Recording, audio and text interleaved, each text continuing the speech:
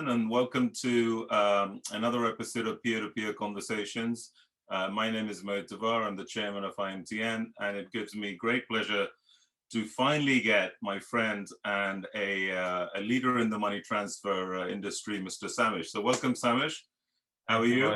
Very kind. Very well, thanks. Taken 12 years to get you on board, and only after you finally sort of moved on, but we'll get to that.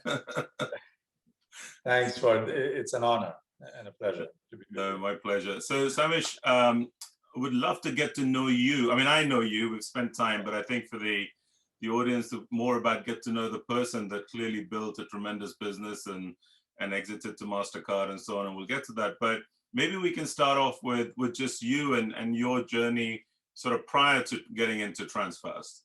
Sure, happy to. I mean, I can share a little bit of background, personal as well as professional, if you'd like. Yeah, I'd love to.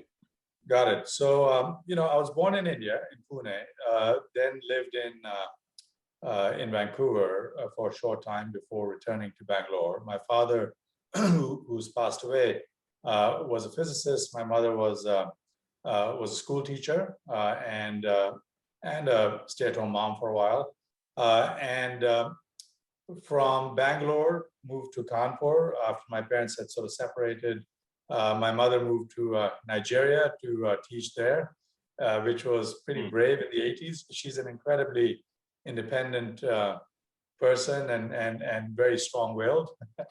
Then my brother and I sort of followed her there. We lived in Nigeria with her. And actually, just as a side note, my first recollection of a remittance is my mother sending us a remittance, which actually would take literally almost like a month to clear through a bank. Wow. In the 80s.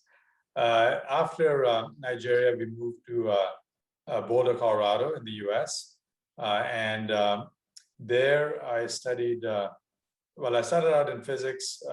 My father was a physicist, as I mentioned, but then moved to aerospace engineering. I didn't pursue that as a career. I mean, one of the main reasons is I found the discipline very kind of interesting and exciting, but I couldn't see myself really as an aerospace engineer, sort of for the rest of my life.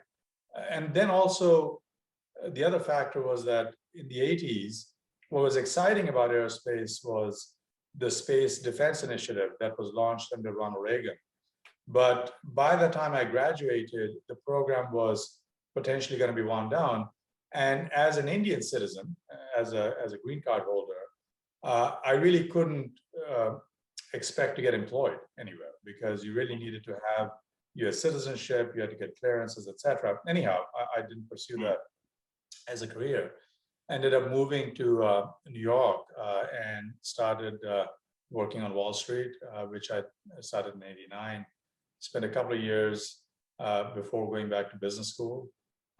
Studied, kind of international business and finance. And then I kind of stayed within emerging markets, but within investment banking, but really moved my focus to emerging markets, which is an area that I found fascinating. If you remember, sort of the early 90s was a time of great change in the world. I mean, the Berlin Wall had come down, the Iron Curtain had fallen. Right. Many countries were embarking on kind of liberalization programs, and as an Indian, you'd know, India had started to open up in the early 90s. So I joined a firm called Barings, which has a very storied history, but then also kind of a very storied, if you will, headline-grabbing ending. At Barings, it was a role really to kind of develop our business in South Asia. And it was the thing about the firm that was exciting was it was incredibly entrepreneurial. And I was in my early 20s, and I literally was put on a plane with another colleague and given a mandate to go out to India and acquire a local brokerage firm, which we would then build up into an investment banking operation. Kind of amazing that they would trust, sort of a 20-some-year-old with a business school degree and 2 years of work experience to do that. Maybe that was a problem. I don't know. I went out there. We bought a brokerage firm. We built an emerging markets business, which was quite successful. When Bearings kind of went under, I remember sort of that evening. We were supposed to have an offsite. We were all called back into the office. We spent the entire weekend at our desks, with breaks going home. And Bearings, the stock market, the Nikkei opened Monday morning, and Bearings was basically insolvent because of all the bets that have been kind of placed by a trader in Singapore. We kind of, to the credit of the team and the leadership at the time, we sort of really stayed engaged with our clients. I mean, I remember till today, literally, staying in touch with all our clients over the weekend, keeping them apprised of what was going on as much as we could. And lo and behold, within, I think, a week or two, a prospective buyer, well, multiple buyers came in, but ING ended up acquiring the firm. I stayed on a little bit after the acquisition, then joined SG Warburg, which was building an Asia business. I stayed there for a few years. And this was now in 1999. And if you recall, it was sort of the height of the dotcom boom, an environment kind of like today in many respects. Yeah. A tremendous amount of activity in capital markets. Stocks were hitting new highs and capital was abundant. And I remember sort of speaking with my friends and saying, I really was itching for something more exciting, more entrepreneurial, where I could really kind of build something outside of a large organization. And, we kind of talked about, well, when we look back 30 years from now, what are we going to say to our kids about the late 90s and what were we doing? And so, I decided it was time to kind of move on. And I joined an e-commerce startup. It was started by the son of the founder of CVS. It was an e-commerce business focused on sort of the ad specialty industry. Raised capital, started to build a business. The bubble had already burst at the beginning of 2000. We had continued to sort of make some good progress. But then 9/11 hit, and our partners were a lot of the trade shows, and basically the events industry kind of overnight evaporated. And the business effectively had to be sold for pennies on the dollar, frankly. And it was, a real loss in that my own capital, I raised money from, kind of friends and family, and all of that sort of literally evaporated overnight. And the phrase back then was I remember people talking about B2B, and B2B had become back to banking. Many people who had left were going back to banking. For me, it was, I kind of thought about what next, and I just started dating my now wife back then, Janice, and she encouraged me to sort of stay on the entrepreneurial road. I had really enjoyed that experience. I mean, it was incredibly fulfilling, and I felt that there was no going back, frankly, and that I wanted to kind of go back and do something again that was entrepreneurial. And so around 2002, I kind of started sowing the seeds to see what are some of the other options. I did some work in the BPO space, which was sort of partnering up with, acquiring a business, and then with a private equity firm and a CEO, kind of building that and exiting that. I wasn't an operator in that, unlike the e-commerce business. But then around 2003, I started to really focus on the payments industry. And I felt it was an industry that was quite fragmented. The top two players had a meaningful share of the market, but still there were lots of kind of smaller players. It was an industry I felt where barriers to entry were sort of going up. And I felt that the customer needs were addressed. I mean, to a large extent, if you really kind of focused on the product, which was cash, and So the customer wasn't necessarily kind of out there demanding a new product, but there certainly seemed to be scope for new ways of serving the customer. And so instead of starting something from ground zero, I felt the right approach might have been to would be to acquire a business with some licenses and some semblance of a network and so on. By this time, I'd already spent some time speaking with a lot of the industry players, and I set about looking for that acquisition. I really spent the next, so 2003 on to 2006, spent the next 3 years of funding, if you will, a search, for an acquisition. I had some setbacks in that signed a deal. My partner, which was a private equity fund, never showed up with the capital. I had to kind of unwind that and get ourselves back to looking for the business.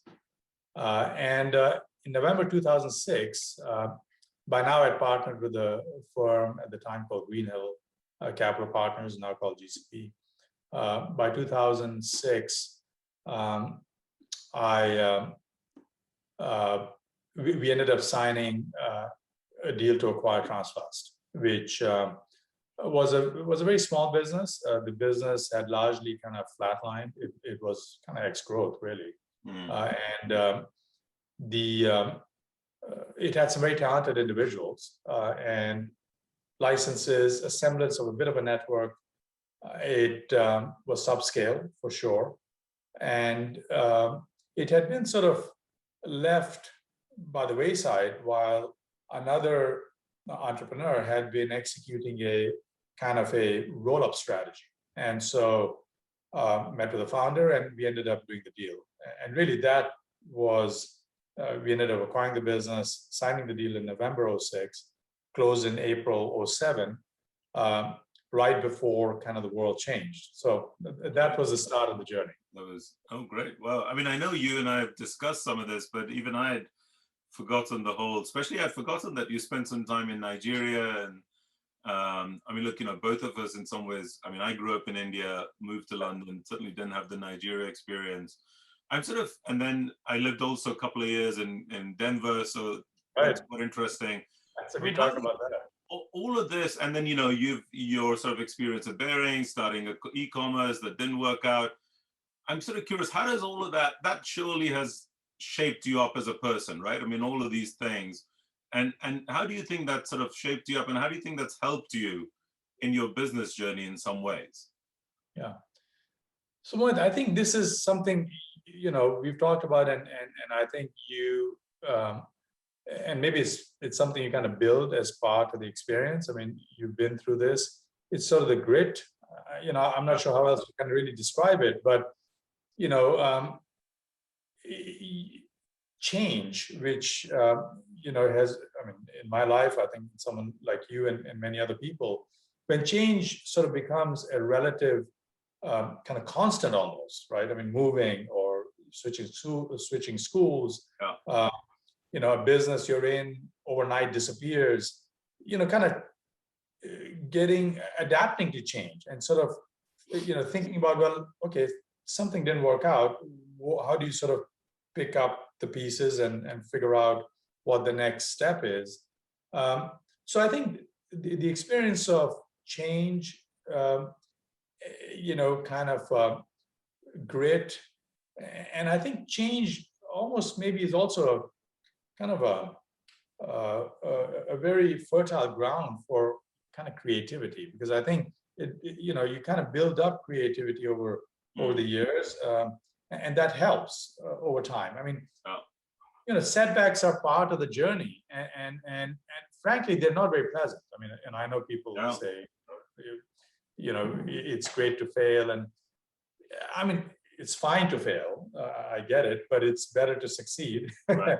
and if you can learn from failure, it certainly makes a difference. But so I think it's sort of those experiences of change and having to be creative and kind of try and solve problems, and keeping your feet on the ground. And really, I mean, for me, the biggest kind of moment was when I decided to leave a very financially rewarding, dynamic kind of a job on Wall Street, because I didn't feel passionately about what I was doing.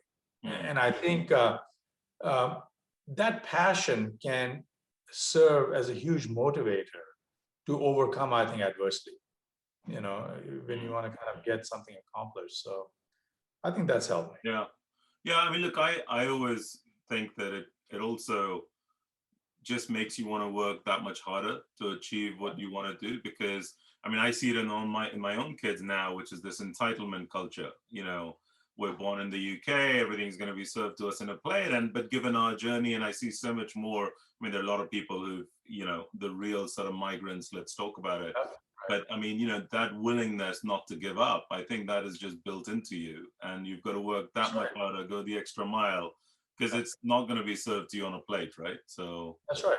I mean, you're right. I mean, listen, at my son's school, I remember talking to their head of school, and he's like, we really want to work on building grit. And I'm not sure there's like a formula. I don't think you can teach grit in a classroom. I think it's it's experiential. It's life experiences. Yeah, and the environment. So great. So you touched on, you started to look at the payments field, and you started to explore that, and obviously given your investment banking background and so on. But payments is such a broad area, right? So I mean, what was the sort of, I guess, talk a little bit about that journey, but what was the bit that said remittances, right? Because that's quite and I don't know, as you said, because you were in Nigeria, maybe you'd experienced it and the 1 month sort of thing, but to sort of pinpoint on the remittance thing, what was the sort of, when the light went off and said, oh, you know what, I'm going to go into remittances? Yeah. Good question, Mohit. So as I kind of think back, so within, kind of post-business school, I was really fascinated with emerging markets. And I think so through emerging markets, I'd first and foremost gotten to know the remittance industry, albeit from a distance, because many of these countries, whether it's India, I mean, remember, remittances actually kind of bailed India out during the balance of payment crisis of the early 90s after the Iraq War. So I kind of knew the remittance industry from a standpoint of how beneficial it was and how important it was back then, much more so to these larger economies than it is today to India or China and so on. So I had some familiarity. It certainly sort of, was in line with what I enjoyed, which is an engagement with emerging markets. I mean, I was always fascinated with these markets that I thought had a lot of potential, and they were, you were sort of building an economy, you were re-architecting an economy and so on. And this was an important source of reliable, if you will, foreign exchange for them. So I knew the industry, I found it interesting. It had a emerging markets angle, it had a cross-border sort of angle, which was very appealing to me. And then I felt that sort of the industry really had some secular kind of growth trends. And if you looked at the public comps at the time, and you might have been at MoneyGram, I think, at this time. Yeah. I mean, they were fantastic. I mean, these were businesses growing at high double-digit growth rates, brilliant margins, expanding margins. So all those trends seem to be kind of very, very favorable and very exciting. And at the same time, looking back at my experience in emerging markets, I felt, these were countries where the banked population or the banking penetration was in sort of secular growth. Yet the industry at that time was almost entirely, not almost, I think entirely cash. So I felt, you kind of had this big industry with huge growth. There was obvious proof of profitability that you could actually make good money and make very good margins. Businesses generate a lot of cash. And yet the consumer had sort of choice, but they're really two large, very successful, established players. And there was an opportunity to do something and bring about maybe new products and at least build another alternative in the industry. I mean, at one time, I think Western Union, MoneyGram were both owned by even the same parent, right? Yeah. Oh, First Data. That's right.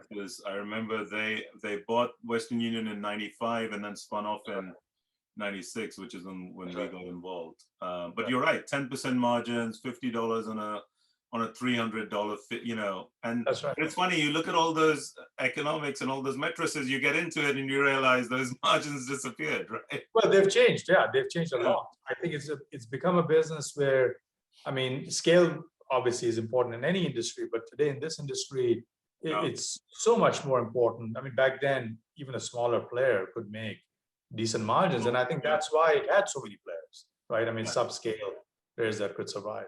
Yeah. Okay, so fast forward to you've now bought this company, and you're into remittances, and the idea was really to disrupt the industry when you got in? Was it to sort of just get a share of it? What was the vision at that time? Because you ended up building a great sort of almost remittances was the core of Transfast, but where you ended up was a much more than remittances, which we'll talk about. Was that always the idea from day one? I do. Firstly, the term disruption, I don't think even kind of existed back then. I think, at least I don't think it's a term that I use, frankly. I mean, I think I never kind of thought about I'm going to build a business to disrupt a business. Maybe I kind of thought of it as there's a great business opportunity here. There are customers here who kind of, are well served, but there's an opportunity to maybe even serve them better with some new products, some new sort of innovation. And if that meant disruption, yes, I do think that the cost was very high. So that was, I felt you could provide this service at a lower price point. And maybe that was a bit of a, again, I didn't call it disruption, but certainly that was part of the idea. I felt the opportunity was kind of a global opportunity, because I remember many of the players. So I looked at acquisition opportunities around the world, in the Middle East, in the US, etc. What I found was most of the players outside of Western MoneyGram were very corridor focused, as you can recall. I mean, corridors as narrow as I just do business from the East Coast to Dominican Republic, or I do business, from the southern states to Mexico, right? So to me, the opportunity really was there's a better way to serve the customer. There's an opportunity to bring down costs for sure, and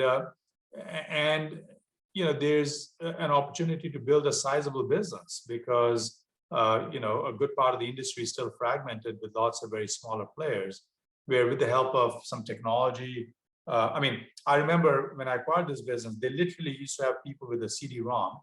I'm not sure your kids and my son would even know what a CD-ROM is. Right. And for us, it was an innovation from the floppy disk, wasn't it?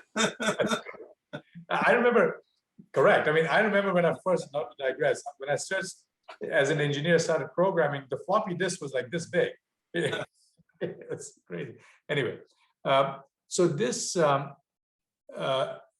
they would kind of take CD-ROMs and install client or agent, kind of a application. I mean, one of the first things we did was kind of move that to the web. But anyway, the point is that there clearly were opportunities, because the big players were busy with their kind of business, which was doing incredibly well. And there really wasn't a serious competitor to either of the two. Yeah. No, look, actually, I agree with you. You make a very interesting point. I think the word disruption is used very loosely and a bit overrated, because when you look at the journey, I think the model has just evolved, right? Yeah, correct. We used to send a lot of money orders to Mexico and literally print them and post them. If you remember those days, we'd acquired a company in Group X or something, and then we started printing them in Mexico, so to avoid the international. And we thought that was a great innovation, right? I mean, you could almost call it disruption in some ways, but it was just an evolution. And it's constant innovation. I mean, I think you're absolutely correct. I mean, I think innovation is incremental, and sometimes it's overnight transformational. It could come in kind of many forms. Yeah. But certainly the thesis was big industry, high growth, great profitability, limited kind of product offering, high cost of sending money. And I think, expand the product offering, offer something new, and maybe bring down the cost in the process. I did feel that the product was starting to get commoditized, and it really could not command. The industry product at the time, by the larger players, was priced as though it really had pricing power, but I didn't really feel that it could hold up. No. Right. No. Yeah. And it didn't, as we saw. It is so commoditized now. So fast forward, you've got this little companies, you say, that you've acquired, sort of Transfast, and this was New York, was it? Correct. Yeah, it was actually on a street in New York called Little Brazil. It was across the street from the owner's restaurant, literally. Yeah. Right. Yeah. So talk a bit about that journey now. That sort of, 12, 14 years later, how's that, pick out some of the highlights and tell me about that journey of 12 years that got you to Dubai, Middle East became a huge market and so on. What a transition, right? For sure. So it kind of goes back to when I acquired the business. This thing I was sure about, which was I wanted to build a global business. To me, I didn't even speak Spanish, so just having a Latin business, was just too narrow. I could not even, go to Mexico and speak with someone in the local language. So building a global business was very important. I also felt that Asia, which has the world, like 70% of the world's population, Africa, these are important markets that needed that were an opportunity that was unaddressed. So the journey was, we closed the acquisition in April. Within the next 6 months, I'd already kind of lined up a number of other kind of add-on acquisitions. By October, we had acquired a very small Philippines-focused money transfer company that was downtown called New York Bay. You know the company. I remember that. Yeah. Right. In some ways, I always thought that was sort of a turning point for the business, wasn't it? Because right. Absolutely. You dominated the Philippines market sort of through that at one point. That's correct. Yeah. That was, you're absolutely right, Mohit. So if we wanted to go global, we needed something. We could have started organically, but frankly, again, that would have taken longer, and I felt the opportunity was like at that point in time, and we had to move quick. And the fastest way to market was literally to acquire someone and kind of leverage that, if you will, as a business. The story with New York Bay was, again, run by a very talented founder, but the business had kind of flatlined, and she was, she had the foresight of knowing that the industry was kind of needed scale. It needed sort of investment in technology and product, etc. Their business was largely home deliveries. Literally had people on scooters taking envelopes with cash to a beneficiary's home. That's not a scalable model. Yeah. That's very sort of backward looking, if you will, from a product standpoint. But what that company did do for us is it gave us a footprint in Philippines, which was a very large market and a growing market. It gave us a operations center that we could leverage, and we kind of leveraged that business to really expand to the Middle East, which obviously, even back then was known as a very large market. So, US was big, but the Middle East was larger. And it was a market where, because you can't come here and become a citizen, it was a market that constantly had immigrants or really more like expats coming in and going back out of these countries. So there was a constant flow of customers.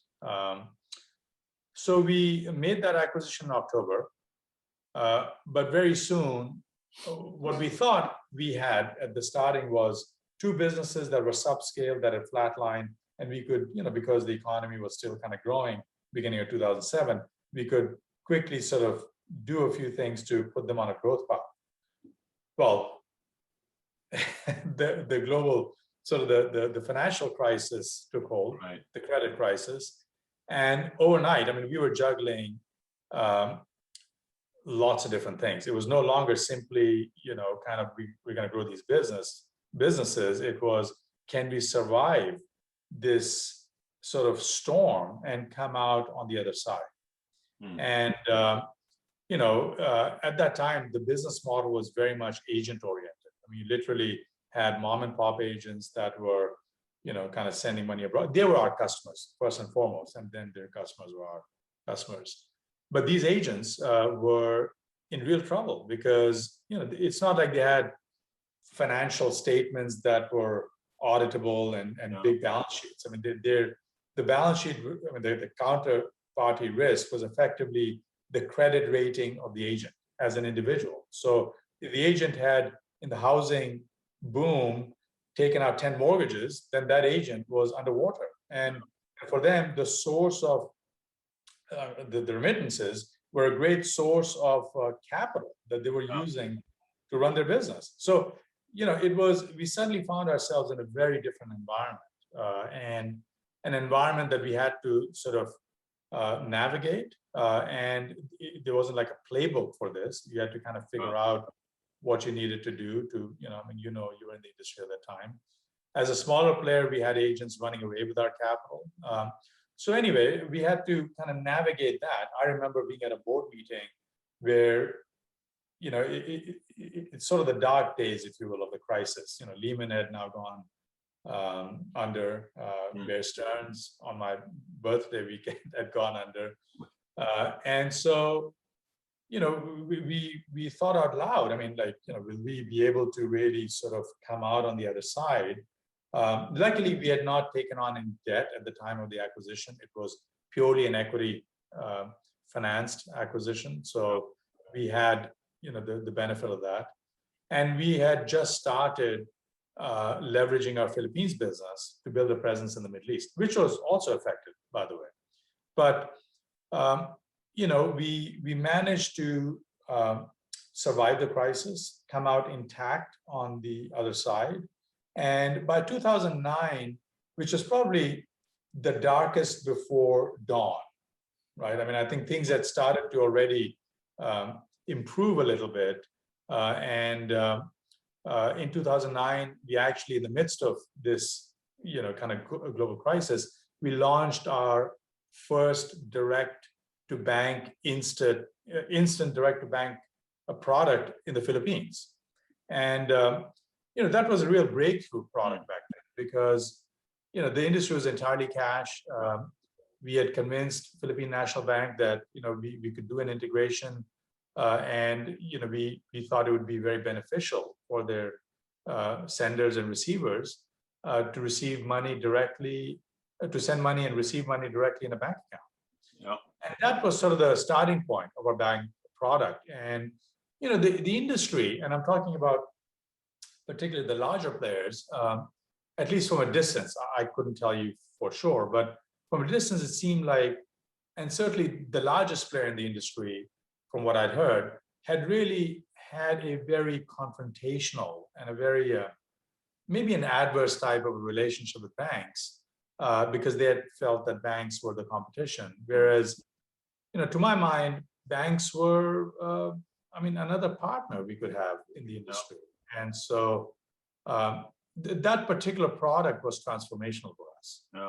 And so the corridor plus the expansion out of Latin America and that particular product really, I think, kind of put us on a new path. And from there, we really started to aggressively approach banks around the world and ended up partnering with, a few hundred banks and financial institutions. Yeah, really changed the model. Also, it became, I think you started the sort of business payments at the back of that as well, right? So, but Samish, you built a great business over these 12 years. And I know you and I kept in touch, every now and then, more so once you moved to Dubai. But, when I would talk to people in the industry, they'd kind of go, yeah, we know, but we never see Samish. We never really hear, he never comes to any conferences. You don't really network as much? Is that just you? Because I know the person that I know, I mean, we interact quite often, quite well. But was that your idea, was just to be in the background and sort of pull the strings and focus on the business? Because you never really, or did you just shy away from the limelight throughout this journey? Because you're not a shy person from what I know. Yeah. Good question, Mohit. I mean, I think first and foremost, I just felt there was just so much, I feel, kind of on our plate, because we are a very lean team, and I mean, I remember kind of wearing so many hats that I felt that, I almost kind of felt I didn't have bandwidth for anything. Number one. The other thing is I felt that, I mean, rightly or wrongly, I felt that the communication that we really needed to make at the time was really to our customers and our partners. So long as we kind of communicated to them, that was enough. I mean, we didn't really even have budgets, frankly, for, high quality PR. And if we couldn't do high quality PR, what was the point of doing any PR, right? So I felt that given the resources we had at our disposal, and given sort of the focus on kind of building the business and continue. I remember we were private equity owned, so we literally would have, I mean, we'd have dashboards that were weekly for 12 years, Right. 12 years. And so it was,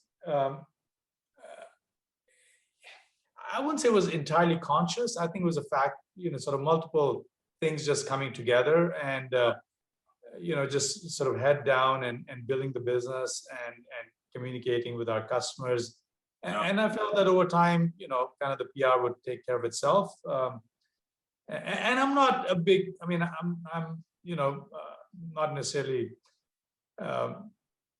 as media, if you will.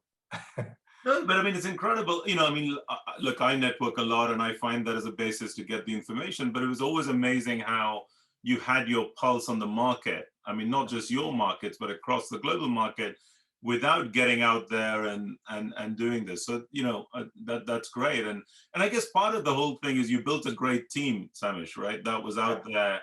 And so, talk a little bit about that. And I guess, how would you define your leadership style? Because clearly, the fact that you were able to motivate them, push them, and they delivered a great product for you and great results. How did that work out? Sure. I think, so being, I mean, firstly, I feel, I had real passion and drive. I mean, we've talked about this a lot in the past. I mean, how that alone can be infectious, right? I mean, when you believe in something and there's a mission and you're, 100% all in, I think that rubs off on people, because in an environment where you have, and passion is not something you can kind of fake. I think you either have it or you don't have it. I mean, either you come to work every day with that passion, or you don't come to work every day with that passion. And I think, and it permeates everything. I mean, it really does. I feel, everything you do with passion kind of gets spread across the organization. We were blessed to kind of be able to recruit some very talented individuals, people who felt either stifled in their old roles. They didn't want to be in a big company. They wanted a place where they could make a difference. And I think when you can come to a place and you can kind of make a difference and see that difference in the outcome and feel that you're rewarded by it, I think that makes a huge difference. And, I mean, money is important, but I don't think money is kind of the biggest driver for most people. I really don't think that's the case. I think passionate people who want to make a difference, money is important. You want to be able to take care of your family, lead a good life, etc. But you want to come to work with the goal of making a difference, and you want to feel that that's kind of being recognized, and intellectual honesty, and I think that's also important. I mean, I think you can't fake things like that. I mean, you've got to be intellectually honest and uh, respect is earned. It's not commanded, right? And so when people see that there's a mission, you're sort of doing the best you can. I mean, listen, I, like everyone else, have many faults. There's a long list. So, but what they see is I've tried to be as authentic as I can, always, and I think that matters to people. I mean, it's easy to say all the right things, but people see beyond that. I think people want to really see how authentic people are, and that motivates them. Yeah, and empowering them, right? I mean, I always felt we go back to you not wanting to be in the limelight, but in some ways pushing your team, that also drives them, I guess, right? Because a lot of CEOs will sort of come in for the signing ceremony and show that, take the credit or whatever, but that wasn't your style. No, you're absolutely right. I think empowering is the right word, Mohit, which is people. I mean, listen, in business, if you don't make any mistakes, you're not really taking risks. I mean, you have to be able to take some risks in business, calculated risks. I mean, they cannot be existential risks, but ideally calculated risks. And people have to be able to feel comfortable making mistakes. And if you empower people, you trust them with making, a judgment call. I mean, not everything can be analyzed with numbers and metrics. I mean, sometimes it's literally a judgment call. Right. You've got to trust people to make the right call. And sometimes they'll make a mistake, and, but they've got to be, and if, listen, my style is, I can, also have a heated kind of a, debate, if you will, but there are no hard feelings after that. I mean, it's not sort of, it's not malicious. It's not sort of it's not personal, right? It's not personal. There's no ulterior motive. It's about getting things done and getting them right. And so I think people see that. So when you do those things, it can energize people. You know, I feel that's fair. So 12 years, and then we get on to the sort of event, the big event. I mean, I sort of think about, my own journeys were a lot shorter, and it still felt very painful. It was almost like giving up a baby every time you went through that transaction. I mean, 12 years is really a lifetime, right? Yeah. So maybe sort of just talk a little bit about, it just felt like the right time to exit. I mean, what drove you to that decision? And maybe just touch on, Mastercard as the ideal sort of partner. Sure.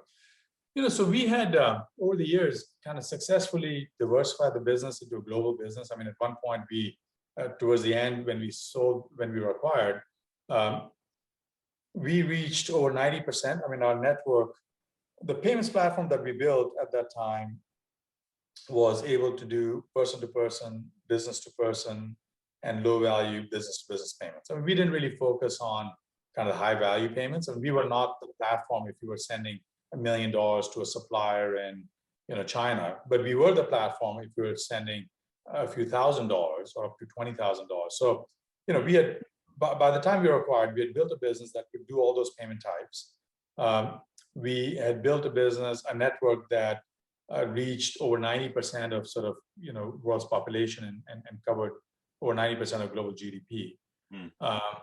We on the platform had the ability to sort of transact across hundreds of currency pairs. And last but not least, we built a regulatory sort of a footprint to ensure that we could do payments in a compliant manner across all these geographies and different form factors. And within that sort of risk part, not just jurisdictional compliance, but also, counterparty risk, AML, et cetera. I mean, how regulated our industry is. So we had kind of built this business, and as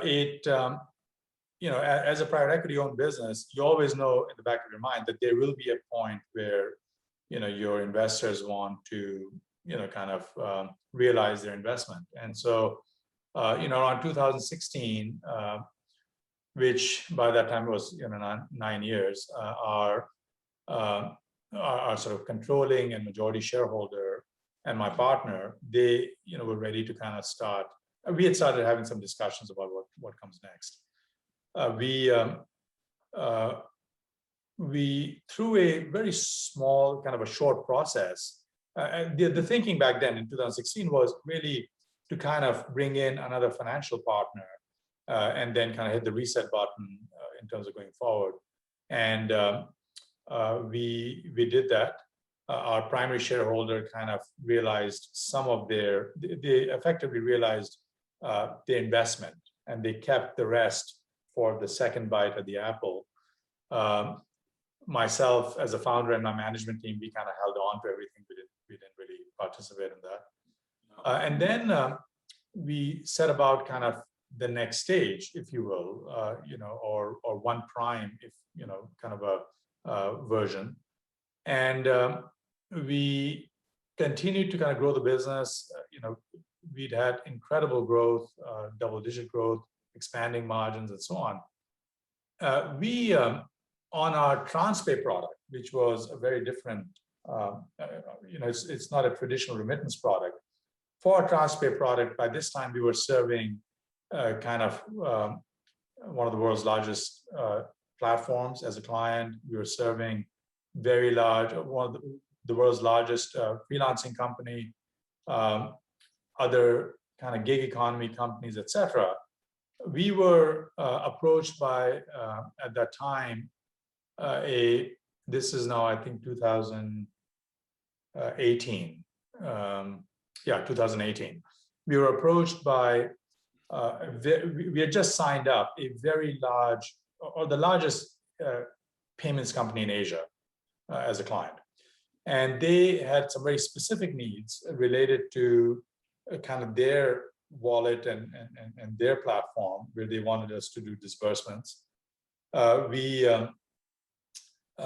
this time, we already had Mastercard as a client for our TransPay business. Right. And in fact, we'd gotten to know them quite well. We had a commercial relationship. It wasn't at huge scale, but it was there. When this Asian partner started to kind of get engaged with us, the conversation very quickly sort of pivoted from simply being a commercial client or partner to actually wanting to acquire the business. I mean, as you can imagine, this was, during a time where kind of CFIUS and other issues were, kind of top of mind.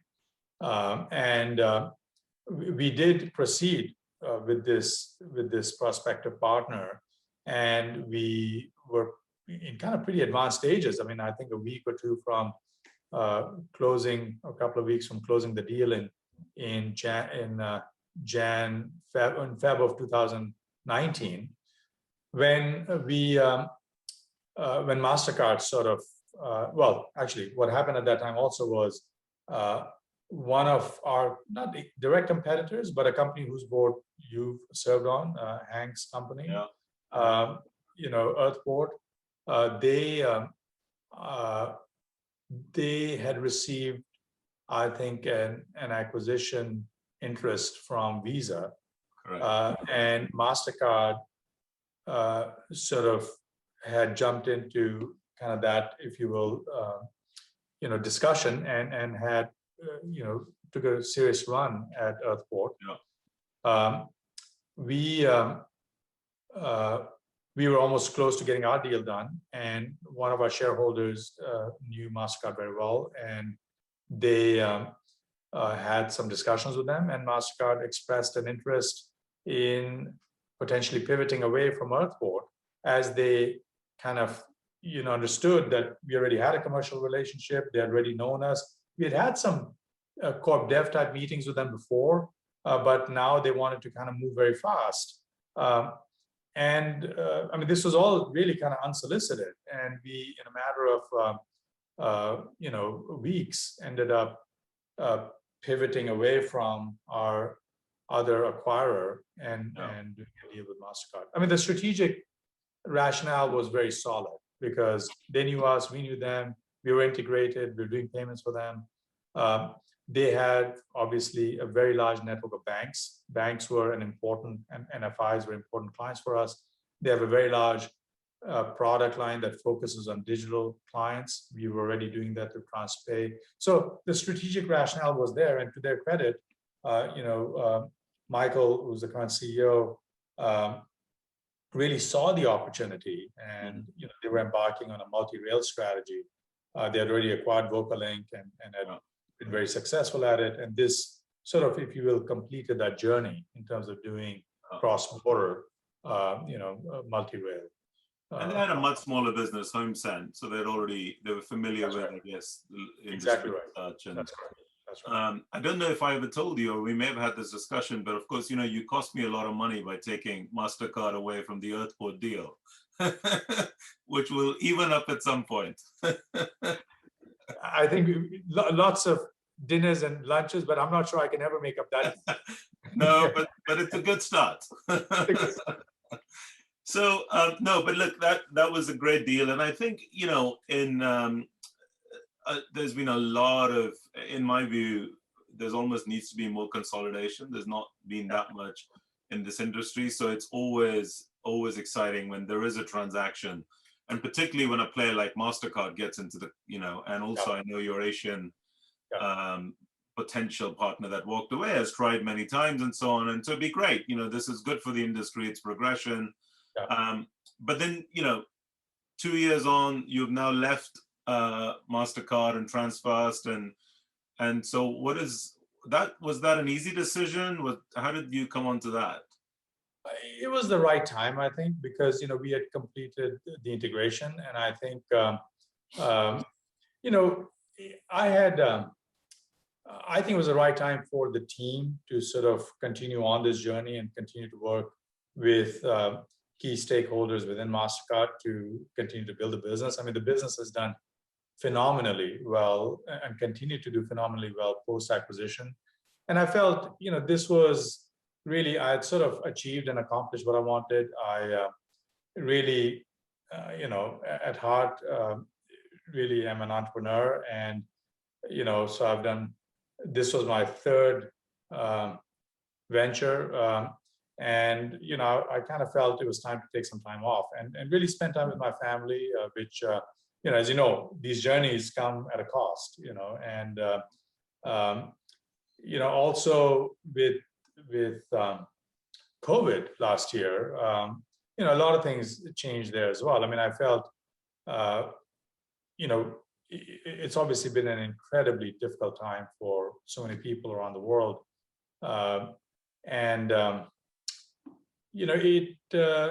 It was the right time to maybe kind of slow down a little bit. We managed to navigate this very well. Like we have the team, as we have sort of prior crises. But it was a good, I think, point in time to really kind of let the business continue on its growth path and achieve what it can, with the Mastercard team. Oh. And is the background and the bridge sort of the future and the things to come, Samish, or? I think this was, maybe it's at a subliminal level that I've picked San Francisco, but I have no plans to move to San Francisco. I love, as you know, I kind of moved to Dubai 7-8 years ago. I've loved living here. It's been a great place to run a global business from. I mean, you lived here, the merits of, or the benefits of living here. It's probably one of the most well-connected place to the rest of the world. So I still go back and forth to the US, and I think, whatever I do next, which hopefully is in the next, within the next year or so, US will be part of it. But yeah, it'll be potentially from here, but who knows, maybe back in the US. So 12 months of sabbatical. I know you, and I know this is not goodbye from the from the professional field for by any means, but I guess a well-deserved rest, and then Yeah, we hope to see you back, and for sure. I'm going to be picking your brains for lots of ideas. and maybe remittances again. Who knows, Yeah. right? So, No, maybe. That's right. but look, no, I think it's tremendous, Samish, and it's always a pleasure. I wish we were doing this sitting on the beach having a coffee as we do sometimes, rather than this virtual. But it's really good end to a great story, right? So I appreciate it. Yeah, and, thank you so much for, it's been great getting to know you over the years and spending. I remember our first meeting was at the Internet City. I think one of the earlier meetings, Internet City in Dubai. yeah. We sat by the fountain in that area, right? Yeah, that's right. Long time ago. Wow, that's yeah. But look, no, thank you so much for your time. Thank you. Really appreciate Great it. work. By the way, you guys, you and Veronica are doing great work with IAMTN. And actually, I really want to give you guys credit for expanding and broadening the scope, because this industry has really kind of expanded and broadened. And payments have become, it's no longer even remittances. I mean, we've been doing so many different sort of products, and you guys similarly have brought into this fold so many different kinds of payments companies that are doing cross-border. That it's exciting. I mean, I think there's so many different perspectives you were able to bring to market, and these sessions that you've done with other founders, entrepreneurs, CEOs is incredibly useful and enlightening, frankly. So thank you so much for everything that you guys do. Thank you very much, and I wish you all the best, a well-deserved rest, and well, we're going to look forward to seeing you soon, right? In London, yeah. Indeed. Right. Let me Okay, thanks. thank you.